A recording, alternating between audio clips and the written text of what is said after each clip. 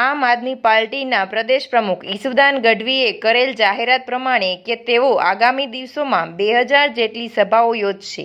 તેના અનુસંધાને મોરબીમાં ઈસુદાન ગઢવીની ગુજરાત જોડો આંદોલનની સભા યોજાઈ હતી અને તે સભામાં ઈસુદાન ગઢવીને એક આમ માણસ દ્વારા અમુક સવાલો પૂછવામાં આવે છે અને આ સવાલોના જવાબરૂપી સભામાં ઉપસ્થિત કાર્યકર્તા દ્વારા તે સ્થાનિક વ્યક્તિને લાફો મારવામાં આવે છે અને જ્યારે ઈસુદાનને આ સ્થિતિ વિશે પૂછવામાં આવે છે ત્યારે તેઓ જણાવે છે કે અમારા કાર્યકર્તા આવું કૃત્ય કરે જ નહીં.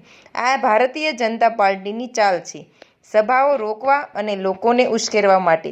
ત્યારે બીજી તરફ આપના જ મહિલા પ્રદેશ પ્રમુખ છે તે એવું જણાવે છે કે અમે એક નહીં 1000 લાફા મારીશું.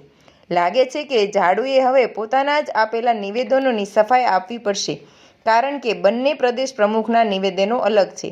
હજુ તો પાર્ટી પાસે સત્તા નથી આવી, પહેલાં જ લાફાવાળી ચાલુ કરી છે, તો હવે જ્યારે સત્તા આવશે ત્યારે લોકોએ કેવી પરિસ્થિતિનો સામનો કરવો પડશે. 12 મહિના જેલમાં રહ્યા, રાજીનામું ન દઈ દેવું પડે.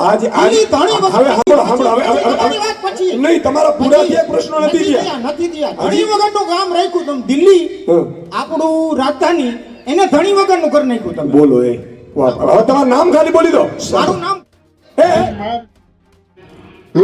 નામ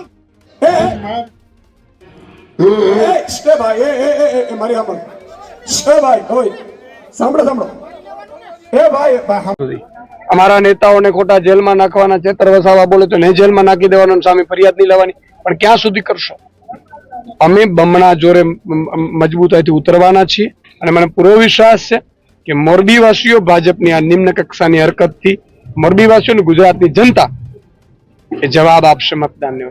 ખડાકો મારનાર વ્યક્તિ તમારો કાર્યકર હતું કે નહોતું? અત્યારે તો એવું કઈ લાગતું નથી. સામાન્ય પ્રજા હોય છે અને બીજું કોઈએ આવું કઈ કરવું ના જોઈએ. પ્રશ્ન પૂછવા એમનો અધિકાર હોય છે, પણ ભાજપે આ નિમ્ન કક્ષાની રાજનીતિ કરવાની જરૂર નથી. એમનામાં તાકાત હોય તો સામી છાતીએ ચૂંટણીમાં લડી લે. માઇક નથી જોતું, હાલશે. 11 વર્ષ રહી દિલ્હીમાં ગંગા નદી યમુનાનું પાણી ગરી જતું હતું. તમે તો 50 રોડની વાત કરો. દિલ્હીમાં સાંભળો, પછી તમે આખો જવાબ આવી દઈ દો. ઝુગ્ગી ઝોપડી બસાવી, હવે અમારે અહીંયા સાર્વજનિક આમાં ઝુગ્ગી ઝોપડી બસાવી દઈશો તમે. બીજી વસ્તુ, કેજરીવાલ સાહેબ તમારો વિરોધ નથી, મને હું તમને પંકજભાઈનો વિરોધ નથી. પંકજભાઈ મને કાલે મળ્યા હતા. તમે એમ કહો કે કરપ્શન નથી કરતા. 12 મહિના જેલમાં રહ્યા, રાજીનામું ન દઈ દેવું પડે.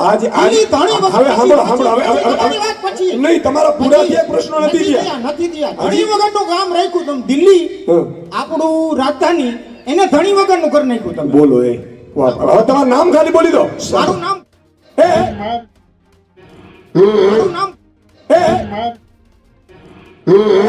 ભાઈ એ મારી સાંભળ ભાઈ હોય સાંભળો એ ભાઈ